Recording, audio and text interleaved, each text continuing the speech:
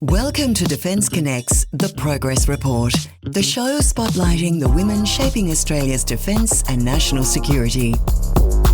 Welcome to Defence Connect's The Progress Report, the podcast where we explore the stories, careers and experiences of women working across Australia's defence and national security sectors.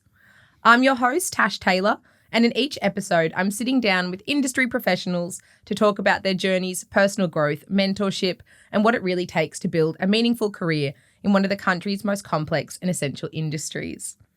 My guest today is the incredible Gabby Costigan, Group Managing Director of Business Development at BAE and Australia's very first female CEO of BAE. So thank you so much for joining us today, Gabby. I really appreciate you coming onto the show. Not at all, Tash. It's a pleasure to be here. Lovely. Look, it's truly an honour because you are such a trailblazer with an incredible career journey. And I knew from the get-go starting this podcast, I really wanted to get you on because you have so much knowledge of this industry, like we were just chatting out before, in terms of the ADF side, but then also industry. So let's just jump straight in. I'd love to know, can you talk us through your career journey, where it all began, and was aviation always a big passion for you growing up? Well, firstly, thank you for having me today. So my career has been long, and now I'm at I can't believe sometimes that I say I'm 3 decades plus into my career. So I think that makes me sound very old. But no, look, I've had an incredibly exciting career and I've done a lot of very different things, and I've got some amazing stories to tell, I think, over that journey. But, you know, like everybody, it all started way back when I was younger growing up, and, my formative years with my family, I think very much shaped, the career path that I took. I'm one of 5 girls, grew up, my father was in the army.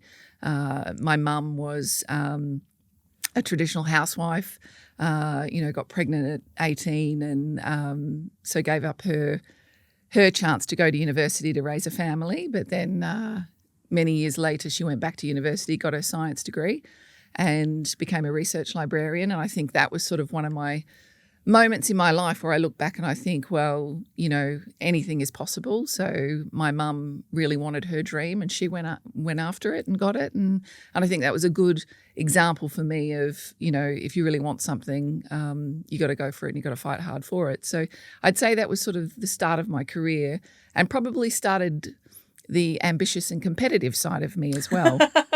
So my dad really, I think, pushed me to wanting to have a career in the military. His job just seemed so fun when I was a kid.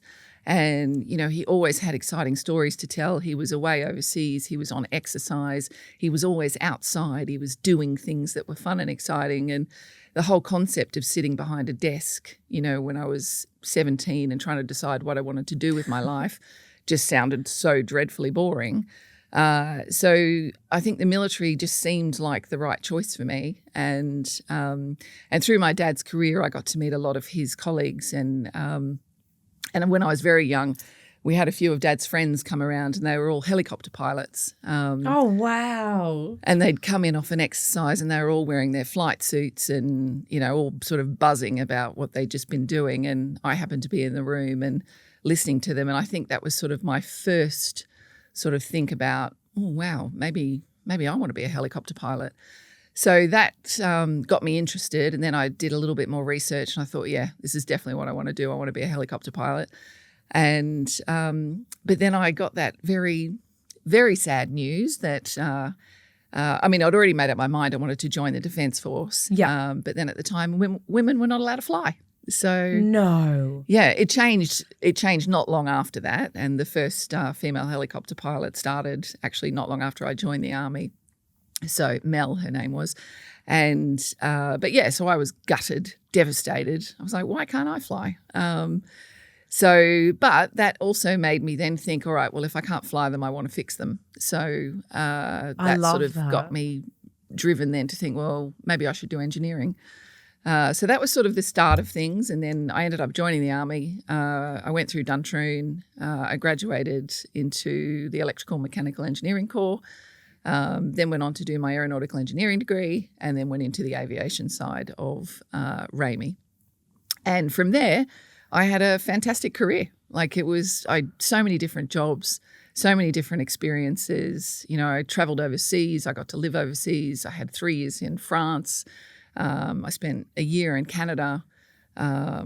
You know, traveled all over the place doing some very cool engineering jobs. And then in the latter half of my career, I went more into operational logistics because the Australian Defence Force at that time was very much engaged in operations overseas, so Iraq and Afghanistan. And so then my career took a completely different path. I ended up in probably one of the best jobs I ever did as a military advisor to the Chief of Joint Operations, which was the former Governor General David Hurley, and another great general as well, Mark, and worked for them for 2 years and just had a fantastic time. And, you know, my last posting after that job was to the United States, where I had a brilliant role working at Central Command, where I went over there to do a completely different job, and I ended up with this job, and there's quite a story behind that, maybe for another podcast. But I ended up as the Chief of Multinational Logistics for the US, so working with all of the coalition partners for their supply chain needs into Iraq and Afghanistan. So it was a hugely complex job. It was fantastic. I was, you know, a lot of authority, a lot of control. You know, it was great. And then I got to that point in my life where I had to make the decision of getting out, and then I did, and then that took me on to the next half of my career. So I sort of think of my career in 2 slices. Sort of in chapters. Yeah, so it was the military part and then the post-military part. And the post-military part has been just as exciting as the early part. So honestly, your career is nothing short of incredible. It's well, I certainly didn't take the regular path, you know, like No. there is no, you know, I think one of the things in the army or in the military is quite often there is like the follow the bouncing ball of steps that you have to take in your career. And I've very much had a squiggly career, you know, done lots of different things, and I've just had lots of opportunities, I think, that have come up through my career. You know, and they're those decision points. Do I take it? Do I not take it? And thankfully for me, where I have taken a risk or done something, it's worked. So, I've got no regrets. I've had a great career. I think it's fantastic as well to, you know, you're talking about at the beginning how your dad was in the army and that inspired you and that connection there. And what about your other siblings? Did any of them follow in the same footsteps? No. Are you the outlier? Just you? Yeah, it was just kind of funny because 5 girls and none of them are in the military. One of my sisters married someone in the military. Okay, keeping it in the family still at least. A little bit, yeah. But no, none of them. But I'm hopeful that my daughter is going to. Is she thinking about it? She is. She's very much thinking of applying to the Defence Force Academy, which I would love her to do. Oh wow! Yeah. So, and I think she'd be brilliant in the military. She's a natural leader and a very bright, smart young lady. So I think it would be fabulous for her to join. So if the Commandant of ADFA is listening to this, my daughter will be applying. Yes. Oh, it's fantastic. I need to know though, do you fly ever? Is that something that you do? I know that you said obviously you weren't allowed to fly helicopters in the army at that time, but is flying a passion? Yes, I love flying. I don't have my own license, but over the years, I'll probably get people in trouble for saying this, but certainly working as an engineer on aircraft has its perks. Yes, you get those opportunities where maybe a pilot might let you sit in the other seat and have the stick for a bit. So yeah, over the years I've definitely had a few chances to fly. I did have a great posting, way back now. It's 20 something years ago, where I worked on the first full flight mission simulator for the Black Hawk. And oh, really? Yeah, it was very cool. Oh, wow. Yeah, so I was one of the engineers involved in the accreditation of that simulator. And it was built in Canada, in Montreal, and myself and a small team were working in Canada while it was being built and doing the testing and then the verification and accreditation of the system. And so in doing that, I got to fly the simulator a lot. So I have a lot of simulator hours on Black Hawk. Not a lot of real hours on Black Hawk, but yeah. But I mean, I do love flying. And but now to be honest with you, I spend more time in the back of an aircraft with my current job because my role now is global. So yeah, I spend a lot of time on airplanes. I'm not the one flying them. I'm the one sitting in the back. Full circle moment. Yes, very much. I would love to circle back to, I really want to know, what was it like serving as an aeronautical engineer in the Army? Were there many other women as well in those positions? And I'd love to also sort of touch on, do you think that really shaped your path as a woman thriving in STEM? Yes, I would say in the short answer, yes. Very much shaped my path for, well, I'd hope to say that I thrive in STEM. I would say you do. If anything, I want to be a role model for women in STEM. I've spent my whole career in male-dominated industries. Yeah. As an aeronautical engineer, again, very few women in that field when I started out. There were less than 5 of us that graduated in my class. Not many of us. But, for me, that never bothered me. No. It's never bothered me working in an environment where I'm the minority because I've always been the minority. Yeah. For me, I like to think I'm a fairly confident person, and as long as I feel that I'm contributing and I'm doing the right thing, then I don't care whether I'm 1 out of 1,000 or, I wish there were more. But, it's never really bothered me that much. I mean, clearly not. I've spent my whole career in male-dominated industries. But, I've loved it. I've done some great engineering jobs in the military. Post the military, my roles are now much more corporate, executive, running businesses rather than doing specific engineering type roles. But, the formative years of my career were very much doing some, proper engineering, which I loved. And in fact, just before we got here, we've just done this amazing site visit with a potential partner called Silicon Quantum Computing.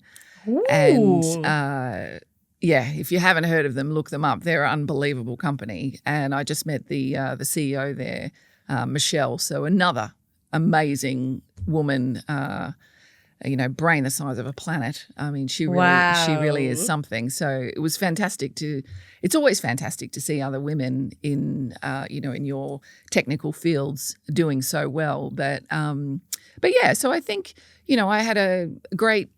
I've had a really mixed career of doing, STEM engineering right through to running businesses, now to, business winning and big strategic campaigns that I lead now for our company. But, STEM is, for me, it's kind of like the underpinnings of everything I do is in some way related back to the STEM education that I had.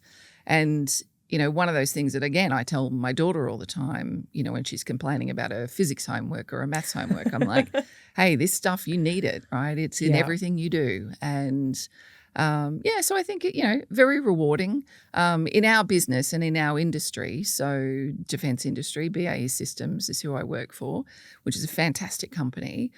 60% of our employees have to be STEM qualified to work in the types of technology and things that we do. So, so it's an incredibly important thing. And I would love to encourage many, many more young women, to follow careers in STEM. So many exciting things you can do. So many exciting things. And that's something I think we've touched on a lot in this podcast with many women that are also massive advocates for trying to get more women into STEM is I think it's just also people don't realize how many different roles and different areas in STEM that you can actually go into. Yeah. And I think this just comes down to, I guess, education of sort of younger generations and trying to get more people? Because it's exciting. Oh, it is. And I think that's one of the great things about my company. I'm constantly out and around the world selling the capabilities and products of BAE Systems. And, one of the really exciting things about our company, and we're quite unique in the defence space for this, that we operate in every domain. So from undersea to space to cyber. So if you're a young person wanting a career, right, you can come to BAE Systems and you can have a 40-year career and you can do so many different things in that career. You don't just have to go and stick in one area. And that, to me, is incredibly exciting. And young people today want opportunities, right? They want to be challenged. 100%. Right? And the other thing that you see, I think, in defence industry, and particularly for the engineers out there, is they want to follow the exciting programs. They want to follow the programs that are the future. So and companies like ours, we invest in research and development of new technologies for our defence customer. So you can come in as an apprentice and you can start, and you can start on something very, very small, maybe working in a machine shop, to then one day working on a Hunter class frigate. The variety there is just insane. Yeah. And I mean, just in our business here in Australia, you could work in the air side of the business as a project manager, which could then, on the F-35 or the Hawk trainer, you could then go to the maritime side, to the Hunter class frigate, and then in the future, SSN AUKUS. So just so much stuff. And then, the over-the-horizon radar, which is now seeing great success because it's going to be an export now for Canada.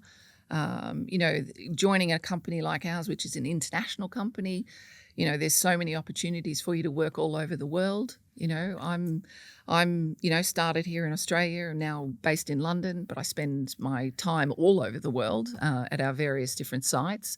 In fact, my chief of staff, who's sitting in the room with us, she's from Australia and now she's working in London. And, so, lots of opportunities for you to do so many different things in a company like ours. Yeah. And it is exciting. It is really exciting. Very exciting. And like you said, people now, we don't want just a normal, you sit at your desk 9 to 5 and you hate your job and you're bored. That's not what people want. You want something exciting. You want variety. Having the opportunities to travel and to do new things in companies and find your feet. Because sometimes you usually, a lot of people's career trajectory isn't a straight line. Oh, no. And you stumble into, you don't even know that you love something until you've given it a crack. And then you go, oh my gosh, I can't believe I didn't ever consider doing this. Oh, I know. I mean, I remember when I first joined the Army and I was at Duntroon, which is your training, first 18 months of training, and that's hard when you go there. And I'd moved from the Gold Coast as a kid to Canberra, which I thought was just hell on earth,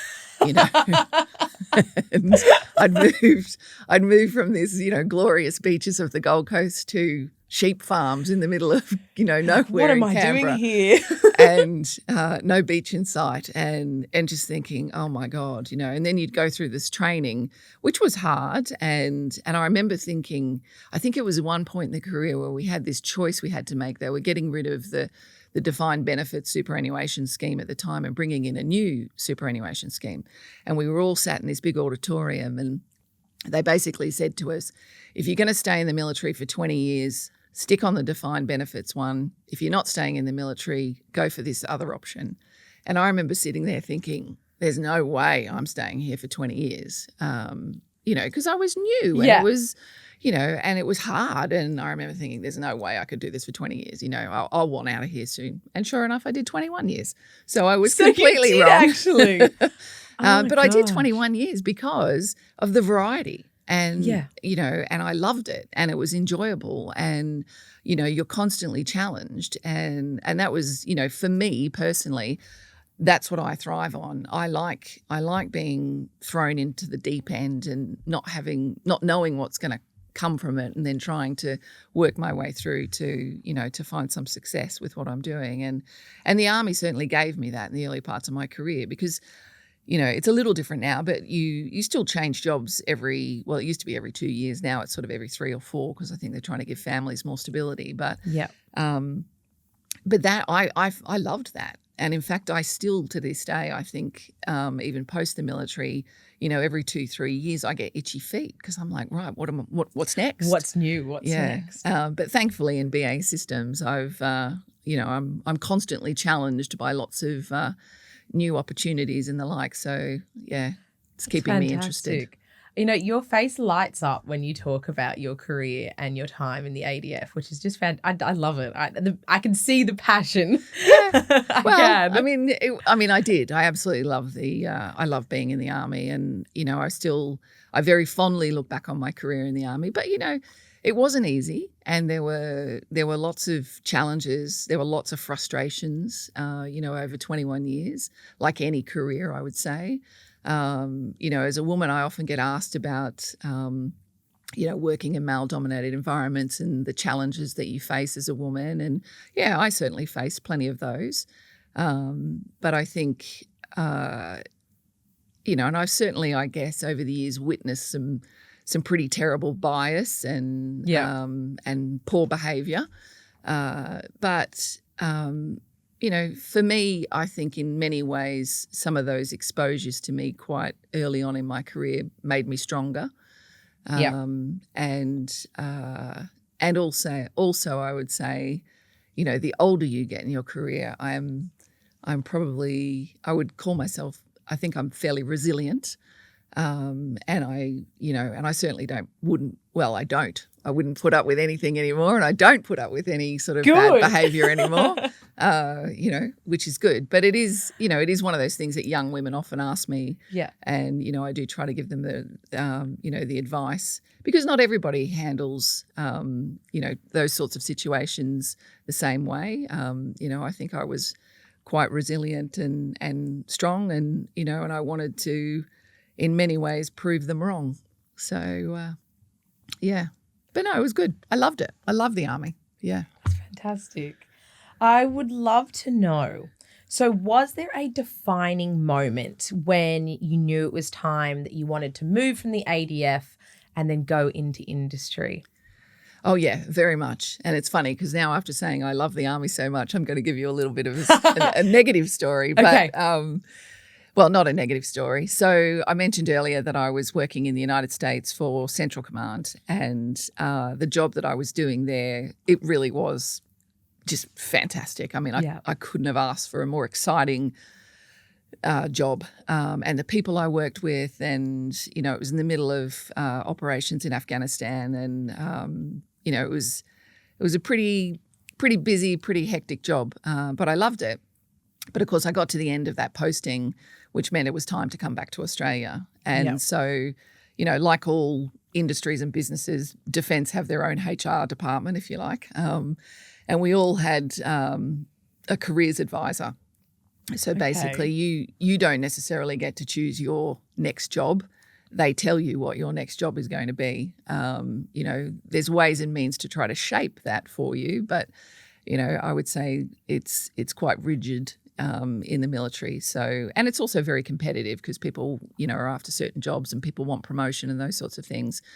So for me, I was coming back, and of course, because I was an engineer and there was a shortage of engineers, the obvious thing was to put me back into an engineering role, which I very much did not want to do. So I'd come from being this leading, in a very operationally focused job where I had access to intelligence and, and a lot of authority in this role, and which I really loved, and, making, substantial decisions in that role that were impacting logistic operations, in Afghanistan. And so then to be told you're coming home and you're going to go into this engineering job, I was like, well, I don't want to do that. That's really boring. And I was a little frustrated with the military at the time because I thought, why wouldn't you want to capitalise on all this experience that I've just got from working at CENTCOM?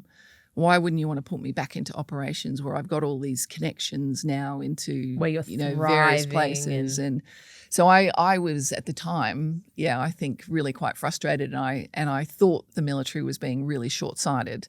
about me. But remembering, I'm one of many thousands of people in the military, but of course it's me and it's my career. So I was vested in my own career. So it was actually my husband, Simon, who said to me, just get out. And I was like, I don't want to get out. I love it. And I think I still felt very much this service, the service to my nation, that I kind of didn't want to get out, but I did. And it was my husband who pushed me, and he said, look, get out on a high. You love this job.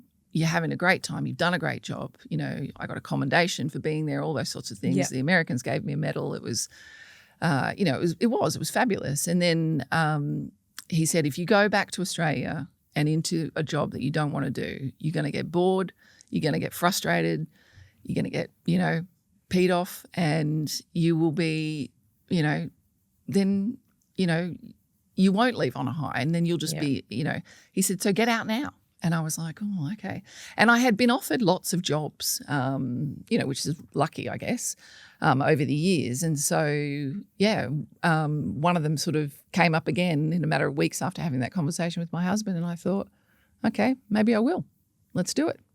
Wow. So I made that decision, and out I got, and we stayed in the US. And that was a big transition. I was literally about to ask you, what did that transition look like? Did it teach you a lot as well? Oh yeah, a lot. So this is my first foray into the corporate world, the business world. So I would say very quickly I learned what I didn't know. So, you go into these things thinking, I've run these complex programs in defense, I'm a qualified engineer, I've been to war, all these things thinking I'm, and then very much you go into this business environment, and I was so out of my depth when I first got there. I was just like, oh my God, but again, for me, that was good because it challenged me then to learn, and I really just knuckled down to understand and learn as much as I could, and in particular to get commercial experience and to really understand the commercial aspects of business. And and again, that was kind of hard at first. And then the company that I went into was acquired by a venture capital firm. So which again was very unique, and I had no real exposure to private equity or any kind of understanding of private equity and how it worked. And so I went into a company that was a large company before, that then got broken up by, bought by private equity and then broken up into these separate businesses. And so to then be in a boardroom with these PE guys who were very focused on, trying to drive growth in this company to get it to a point where they could then flip the company. And, and that was, I was like, wow.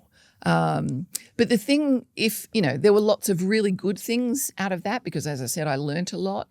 It was a very different style of leadership to what I'd been exposed to in the Defence Force, which was really interesting. Everything was driven by the bottom line, was making money. Yeah. And I would say that also impacted the broader culture in the business that you had, because I'd come from being in a big family, basically, in the military, to now into what was really quite a cutthroat environment. And if you weren't delivering, you were out.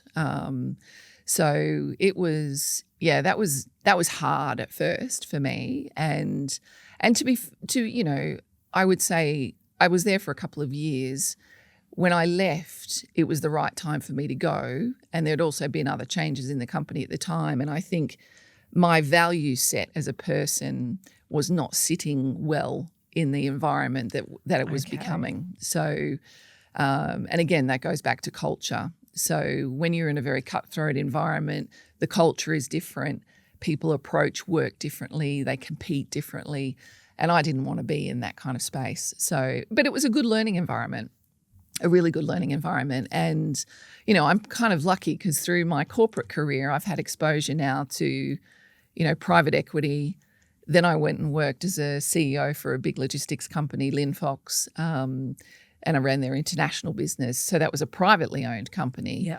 And then I went and became a CEO here in Australia, obviously, and then I moved to London to join the executive committee and now take this global role to a listed company. So I've sort of had an experience in all of the different genres, if you like, and they're all very different. They're all very different. And they've all taught me different things throughout my career. I'm sure you're probably continuously learning more about yourself as well, going through so many hurdles. Yeah, absolutely. And, I think most leaders or business people should have a healthy self-awareness. Yeah. There's certainly people I've met that don't. But I think I have a reasonably good self-awareness of, what my strengths and weaknesses are and the like. And yes, absolutely. In all those different environments, they test you in different ways. And, I think strong and good leaders learn from their mistakes and learn from other people around them as you go in your career. And I've certainly tried to do that. I've worked for some amazing leaders myself, and I've worked for some really poor leaders too. And you want to take the good and the bad, to help shape your own style. Which I think I've done through my career. Yeah. That's fantastic. I was actually going to ask you about, mentorship and how that sort of applied throughout your career. Did you have really strong mentors throughout from all these different companies and businesses that sort of took you under, your wing and then now as well, do you do quite a bit of mentoring for others? Yes. In the industry? Yeah, definitely. So I would say I talk about both mentors and sponsors. Okay. I've mentored loads of people throughout my career, and I probably take a different approach to mentoring than others. Yeah. Everyone does it in their own different way. What's your way of doing it? So mine is, I would say I don't have a structured way to approach mentoring. It's really about the relationship that I develop with the person that I'm mentoring, right? So okay, yeah, it's very much if you're going to mentor someone in my view, if you're going to mentor someone and you want to help them with their career, number one, you've got to be a good fit and you've got to have a click there, Yes. that they're going to open up to you about what is really challenging them or worrying them or bothering them. You need to understand that person, what their hopes and dreams and ambitions are, because as a mentor, you want to be able to guide them then and help them to be able to achieve those things. So I think in the early days of mentoring any person with me, it's about getting to know that person and then understanding how I can help them. And I've done that, and I'm still doing it now for someone. In fact, I just took on a new mentee actually from a different industry. From a different industry? Yeah, from the construction industry. And okay, that's very interesting. Yeah, well, I've become a non-executive director for a large construction company in the UK. And it's the company that the non-exec that I'm for the company, she works for the company. But she works in business winning and business development and commercial. So my area now within BAE Systems. And so, so she asked me if, I could help her. And so we've just started that. And that's, and she's brilliant. So I'm kind of excited to be, number one, asked by her and then, to help her on her journey. But then I also talk about sponsors because I've had both mentors and sponsors in my career. And I would say the sponsors for me have probably been more effective for me because when someone sponsors you, quite often they see in you something you haven't seen in yourself just yet, right? So they will see the capability or the, what they think you can do. You may not have recognized yet that you can do it, but they can see that you'll get there. And sponsors will advocate for you. And I had sponsors in the military. I've had sponsors throughout my commercial career. And sponsors, I think, also are prepared to take risks for those people because they want to see them succeed and they're prepared to put their own, view and opinion out there to say, look, I actually think Gabby's all right, so give her a chance. And I've had a few people do that for me in my career. And, and to all those sponsors of mine, thank you. Because they certainly have opened doors for me or given me opportunities that maybe I wouldn't have seen myself or thought to go after myself. But I'm a big advocate for any young person in business, having a mentor early on, because I think it is important. But then even more as you get more senior in your career, you hear that adage all the time of it's lonely at the top. Well, it is, right? So all of a sudden you get to the top and, I remember the first time I became a CEO, there's this like lightning bolt moment that sort of goes, oh my God, I'm it. I'm the top. I'm the decision point here. Everything sort of falls onto your shoulders now. And then you have that moment when the lawyers come in and brief you about all the things that you're personally responsible for, and then, all of the financial aspects of things, and you just sit there thinking, whoa, that's a lot. Early on it is, yeah.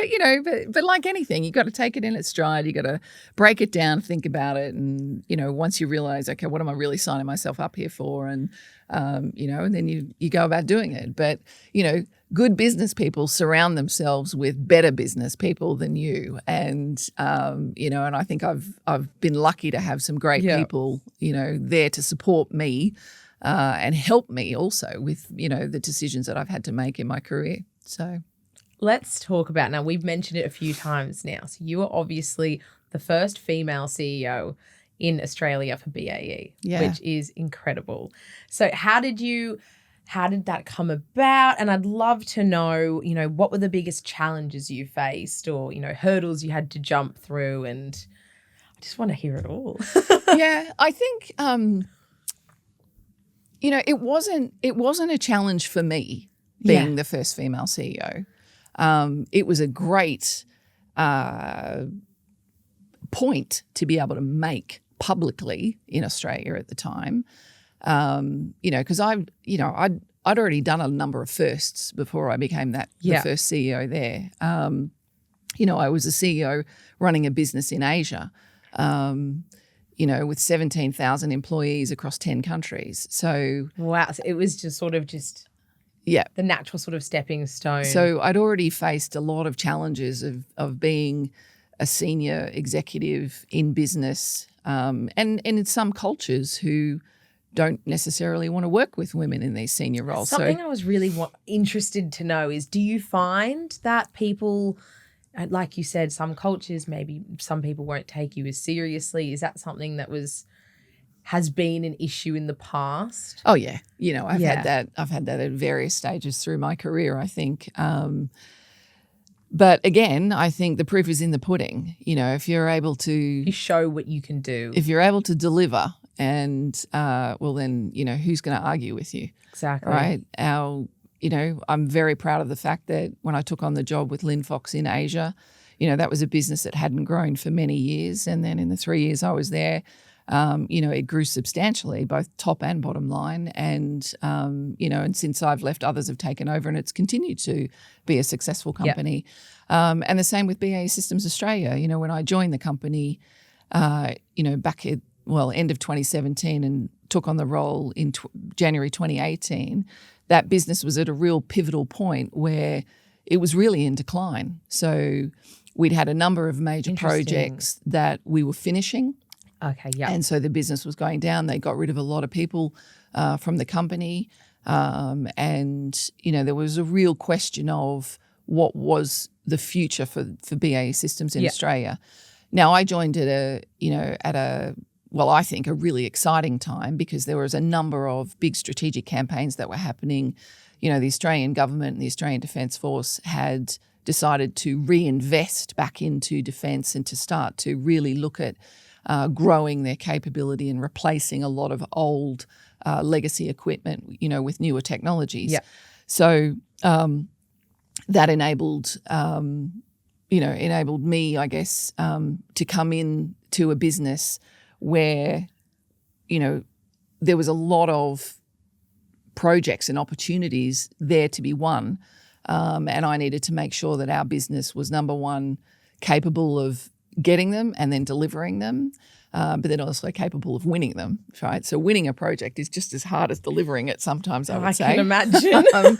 Because these defence programs, campaigns can go for years. And because these are really big, complex programs. Like, so if you take the Hunter class frigate program, that was years and years of campaigning to finally win that. But we won it. And so when I joined that business, we had 4 or 5 major strategic campaigns, and I think we won 4 out of 5. So that was very, very impressive. That was pretty good. Yeah. So it's not often you get to say that you've won a $30 billion program. So yeah, I don't think many people can say that. No. So so that was hugely successful and fantastic for the business and for the team, that was involved in that. And now obviously well into delivering, and you see regular updates here in Australia on the news of how successful that program is now, and and it will continue to be, and it will be a great capability for the Navy.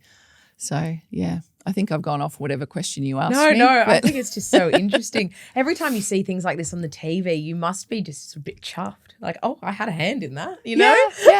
A very big hand in that. Yeah, it is nice to know, and it's exciting to know that you were a part of it, even in a small way. And that's not just me. I mean, thousands of employees in the business here in Australia and across BAE globally, can all do that. They can all go home at the end of the day and say they contributed, to nation building, to protecting the nation by providing, whichever nation they're operating in, with capabilities that are going to protect, our national interests. So, yeah, it's good. It does make you feel good, I think. I think so. And obviously you've been so successful in your career because now, like you said, so now you're based in London. Yeah. Wow. So what your new role, so how does that differ? It's very different. Yeah. So after running a couple of businesses with Linfox and then BAE Systems in Australia, I got promoted to what's called the executive committee of our business. So, which was a exciting and a big achievement in itself. And then the job that I went into, though, is basically I run all of our international sales, right? So, and all of our business development, business winning, and our international market strategy work. So it's a lot of flying because we have a lot of customers around the world. Yeah, you were saying that before we started recording. I'm gobsmacked how often you have to jet off everywhere. Yeah, I'm permanently jet lagged. But the job itself is, it's really exciting. So I would see myself as, or my team, my role is, we support the lines of businesses, with helping them understand what the opportunities are out there across the globe, for the specific lines of business. And then we help on the strategic campaigns. We manage those customer relationships and all the various stakeholders that we have, whether it's direct governments for customers or defence forces or it's supply chains. So we're very much involved with that all over the world. We will, we work closely. Sometimes we'll be in with a line of business on a strategic campaign. Other times we might be advising into it. So it's a lot of managing networks, managing stakeholders, understanding intelligence that's coming in from various feeds that might, and it could just be, a competitor is doing something different and trying to understand what's that competitor doing and how's that going to impact our business and those sorts of things. And then on the other side of it, some would say the boring side of it, there's a lot of governance and assurance around what my function does, because we have a lot of teams operating overseas in different countries. And so in each of those countries, you have different export control rules, you'll have different employment law rules, so there's a lot of that. And then there's the security aspects of operating internationally as well. So, it's a rich job of lots of different stuff. No day is the same, that is for sure. But, it takes me all over the world. I get to meet with, very senior government employees or prime ministers and presidents and, all those sorts of things, which, sometimes is exciting and sometimes is not. I'm sure you get to meet a lot of broad variety of people and personalities. I sure do. My most favourite, actually, when anyone ever says to me, "Oh, who's the most famous person?" Oh, you you've met?" got to tell me. Well, I'm like, "Well, I had lunch with Tom Cruise." Did you? I did. Yeah. No way. Yeah. Well, it wasn't just me and him. There were. I like to think it was just me and him, but no, there was about 8 of us on the table. But Really? yeah, it was pretty exciting. It was a couple of years ago now, but he's still the screensaver on my telephone. Oh my God. Much, I love that. much to my husband's dismay. But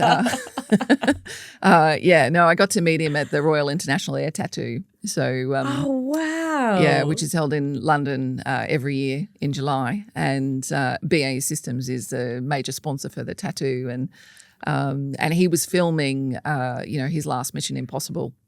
Oh, And that is so cool. It was very cool. It was very cool, and he is charming, absolutely charming. So yeah, and it was great because at lunchtime, he talked to every person at the table. He answered everybody's questions. He took photos with people. He was, he was very charming. So Wow. It's not every day that you can say that you're, my job, I ended up getting lunch with Tom Cruise. no, Wow. and what was funnier was I was sat in between the 2 chiefs of Air Force at the time, the Air Force chief for the UK and the Air Force chief for Australia. And I think the 3 of us were all starstruck. I was about to say a bit starstruck. I think most people would Yeah, be. but what was very funny with the 2 chiefs was they're both fighter pilots, and Tom Cruise was talking about some of the stunts that he was doing in the Top Gun movie, and and he was having a conversation with another person at the table, and I laugh about it now, but I say they were having a G off. And I said to the 2 chiefs, I'm like, come on, get in there. You guys actually do this stuff. And they were both, no. Don't bring me into this. Well, I think it was just because we were also starstruck with Tom Cruise but it was funny. Wow. Yeah, one of those once in a lifetime moments. Yeah. Oh my gosh. And I'm sure that your career, you would have, met so many interesting people, learnt so many things. And I guess drawing on everything that right now that you've learnt so far in your career. And I know that your career is going to keep going. Next year we'll try and do another podcast, and I'm sure you'll have another incredible update about where you are.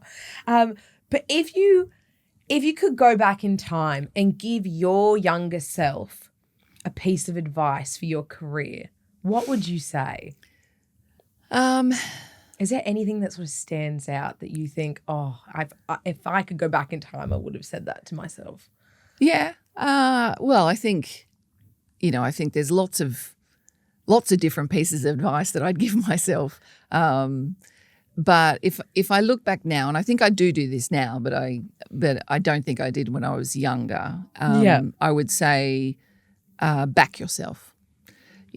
And I say that because I do see a lot of younger women, and a lot of them will also ask me of, how do I do this in my career, or how do I navigate this in my career? And I think it also goes a little bit to imposter syndrome, I think, for women as well, because massively. when you're younger, although you might think you have the capability, but you'll have that self-doubt of, can I really do that? Or, those sorts of things. So I think you need to start to build that confidence in yourself and back yourself for these things. And, you're not always going to get it right, and you might make mistakes, but hey, we all make mistakes. So it's inevitable. It is. It is. And CEOs make mistakes all the time, right? So I would say back yourself. That's what I would tell myself now is, and in some ways, I think I did probably back myself at the right moments in my career, and I did take risks, and I did take on jobs that maybe I didn't have the right level of experience for at the time, but I worked hard, and and I think that is an important point for people to understand is, I didn't get to where I am today by luck, sheer determination. Yeah, and I worked really hard. And I've had lots of ups and downs through my career. But, I set goals for myself. I continually educated myself through my career. I learned from other people. I learned from watching other people. And I tried to evolve and adapt myself throughout my career. But yeah, I think, any young person now, I would say back yourself. But at the same time, I would say, but don't be too overconfident either, because that can backfire on you. Yes. All right. So you got to find that sweet balance there of, be humble when you need to be, but but definitely push yourself, because if you think you can do it, you probably can. So. I'd love to loop back. So at the beginning of this conversation, you said that, your mum, because she had her first child, what was it, 18? Yeah. And she had to sort of give up her going to university until later on in life where she was actually able to. Yeah. Which I think is absolutely fantastic. So obviously you've had this incredible career, but you have a family as well. So how have you found, trying to balance work and family life and continue to achieve all the amazing things? I don't know. You're a superwoman. I don't know how you've done all this. Where did you fit it in and find the time? Like, tell us your secrets. So it's, I like telling this part of my life story, actually, because I do think it's important for people to understand, because for a long time I thought I could have it all. I thought I could do it all and have it all. Yep. But you can't, right? And you need help, and you have to realize at a point in your life, well, you can't do it all on your own, and you do need help. Yep. And, I'm incredibly lucky because, that help for me is my husband. So. Oh, that's so lovely. Well, he gave up his career. When I got pregnant with my daughter, Honey, we made a decision, and we were fortunate at the time financially that we could make a decision that one of us could stay home, with our children.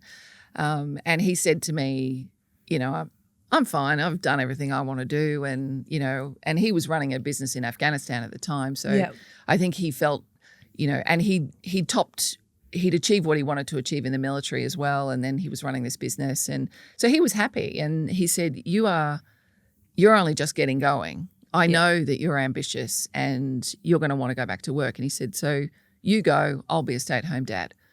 And I was like, okay. And of course, this was our first baby. We had no idea what we were getting into, right? No idea at all. Doesn't anyone, though, know until you... And I was an older mum too, right? So I didn't even have my first baby till I was 37. And, and I am ambitious, and I loved my career, and I did want to keep working. But that has... now that's worked for us because as I said, Simon, is my, he's my right hand man, and he does the washing, he does the ironing, he does the cooking. He takes the kids to school every day. And, I couldn't do my job without him. Right. And, we are the reverse of the majority of families, because in most instances it's the mum who stays home. But a lot of days now, a lot of families nowadays can't even afford that, right? You have to have both parents working. So I'm very lucky, and he's just always been a huge supporter of me, and he's a great feminist as well, I would say. So he's I love that so much. Yeah, I do, and I'm really thankful for him. He has, he's great. I think it's brilliant, and it's I think it's fantastic that he saw the passion and drive that you obviously have for the love of what you do. And he was like, I'm content. I'm okay. You follow your dreams, and I will be there to support you every step of the way. And he does. He absolutely does. Like if I went home tomorrow and said, right, we're moving to such and such and we're going to go and do this, he'd go, okay, let's go. Which is great. And, and he's always given me that flexibility in my career and that support in my career. And, I can only ever be thankful for him. But, the downside of that and the hard part of that as a mother is there's a lot of things that I've missed, So, with my career taking me all over the world, I will often miss sports days. I've missed birthdays, I've missed, awards nights at school, things like that. And, and that's hard. That's really hard. But I would say in the last few years, and one thing I got to say about BAE Systems is they are great for supporting their employees, and particularly when it comes to work-life balance. And so, you know, I have no hesitation now in saying, look, you know, my daughter's graduation's coming up. I'm not going to be there. I'm going there, you know. And look, and sometimes you have to make a hard decision here or there. It doesn't always work out the right way, but you know, you try to make it work. But yeah, but it is hard. It's certainly hard. And the other thing now I find is it's just all going so fast that, you know, I think I just did the end of year video for my team, and I think, where on earth did this year go? You know? Oh, it's blink of an eye and it's Christmas. It feels like yesterday was, you know, beginning of the year. And it does. We're 2 weeks away from Christmas. Yeah, and I've got a 16 and a half year old daughter, and I think, hang on, you were just 2, I'm sure. Oh, and you'll blink and she'll be 25. I know.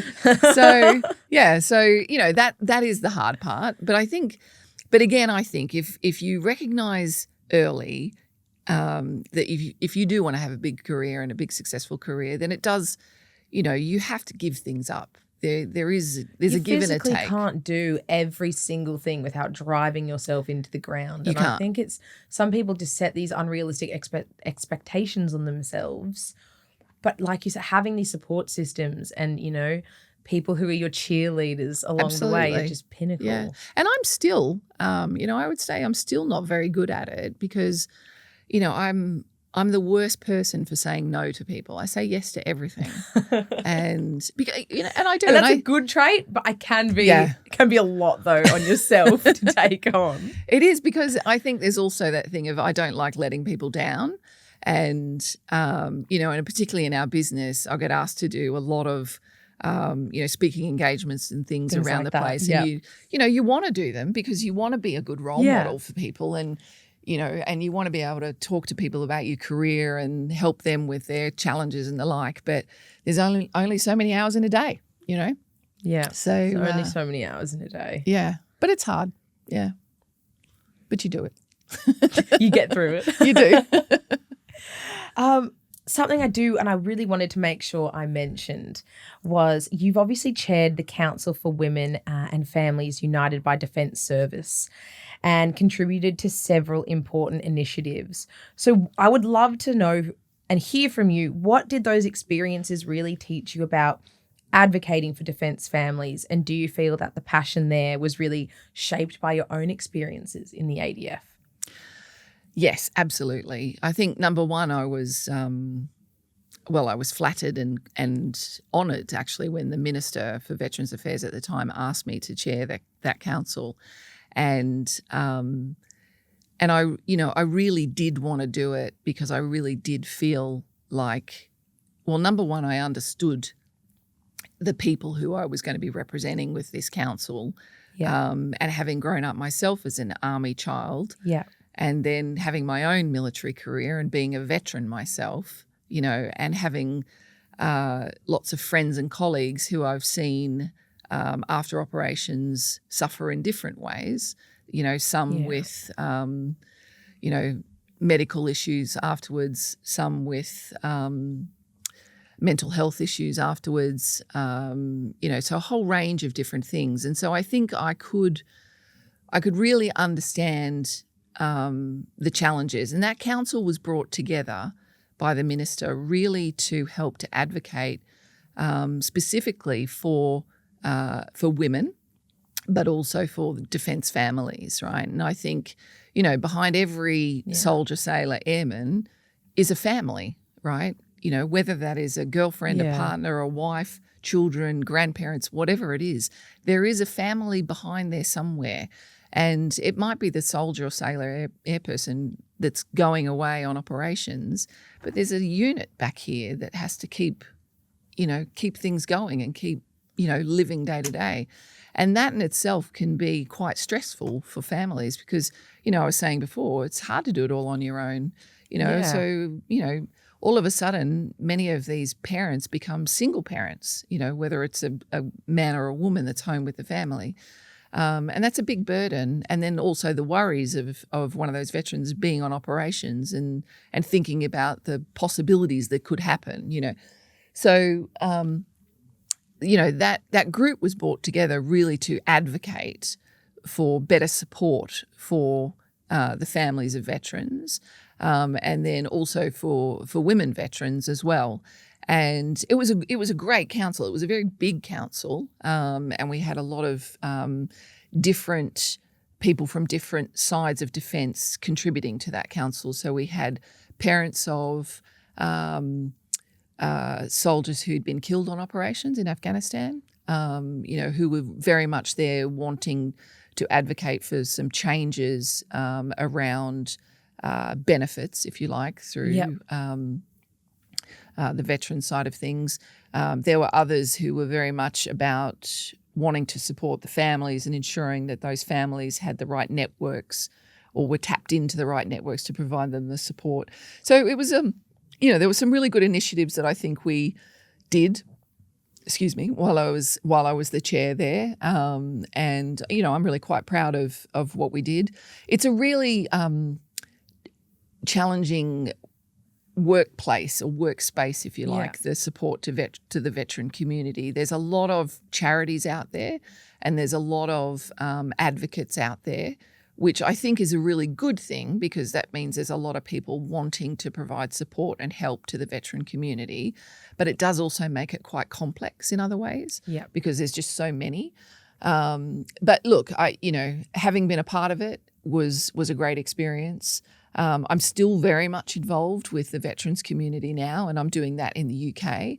So for BAE Systems, for our global company, I'm the sponsor, if you like, for our employee resource group, which is for veterans. And we do a whole range of things, and everything from employing veterans, which is one of the big things that BAE Systems does, which makes really clear sense. Obviously, if you've had a military career, then you know what we're doing. So you're a great person to very well equipped for it. That's for sure. Yeah, great to come and work in our company. So we do try to hire as many veterans as we can. And we've done a lot of different things, I think, as a business too, to try to make that application process into industry easier for veterans coming straight from defence, because that transition can be quite challenging. For some, not for all. So, and I love it. And I'll continue to work in the veteran space because, I believe that, our nation in particular, we have an obligation to look after our Defence Force people. They're serving our country. And at the end of the day, if something bad happens and, they're called away, they're going to go and fight for our country. Yeah. So I think it's our duty and our obligation to look after them when we do that. I agree. I've had the Families of Veterans Guild on the podcast. I also had some amazing war widows come and speak to me as well for War Widows Day. I bet you that was Rhonda. Was it Rhonda? There was there was about 4 of them, and you've probably met them all. You'll have to watch it, actually. They're some of the funniest women I think I've ever met in my life. And it's something that, they really talk about is having those support systems. Yeah. And you need the family and friends there. And, Renee from Families of Veterans Renee's Guild. Amazing. Oh, my God. Well, she was on the council with I was me. literally, this is why I brought it up. I was going to ask, was she talked about it in our podcast together about her experience in advocating, because obviously everything that happened with her husband, and then she saw this need obviously there's so many families out there. It's just so hard when they're away from home, and you've lived through that. And also just there's so many great organisations now, Defence Kids, they're amazing as well. So there's just so many amazing communities now that is putting in the support for these people, which weren't really in place not even that long ago. No, they weren't.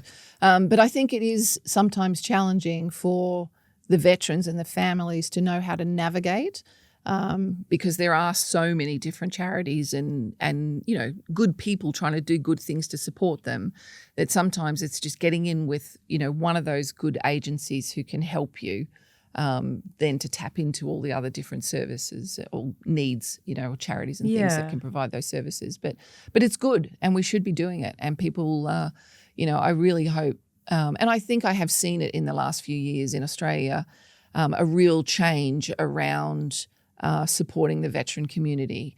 And things like the Royal Commission, that happened, that needed to happen. It's good, and people need to understand the difficulties and the challenges that, that not all, but many veterans have faced when they've come home. And, any suicide is a tragedy, and if we can prevent another one from happening, by ensuring that these charities are there to support people and they know that they can get that support and help, then that's a really positive thing.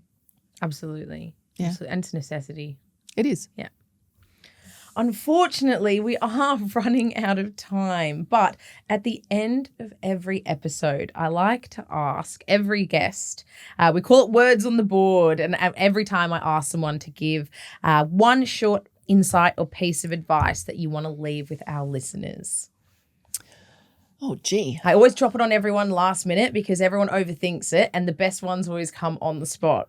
So I would say be yourself. Perfect. Be yourself, because I think, and I've seen it throughout my career, people wanting to fit a mold, thinking that they have to change behaviours to be recognised for something or do whatever. Don't. Just be yourself. Don't pretend to be something you're not. Be honest and be yourself, and, that will always get you through. And probably the other one is be kind. I like that as be kind. I think you're right. Yeah. Kindness goes a long way. It does. It's not hard to be kind. No, it's not. It's actually harder to be nasty. It is. It is. You actually genuinely have to think about, I'm going to be mean. Whereas being kind is easy. You can say hello, goodbye, thank you, and that can make a world of difference to somebody. So, yeah. I think it can. Absolutely. Be yourself and be kind. That's my I love it. Short and sweet. I think that's beautiful. Look, thank you so much, Gabby, for joining me on the podcast today. You're an absolute trailblazer. Your career is nothing short of incredible. And I just thank you so much for coming, for talking to us. And I'm sure our lovely listeners have absolutely enjoyed this past hour. So look, we'll be back after Christmas with another episode featuring more incredible voices and amazing stories from women in the defence industry.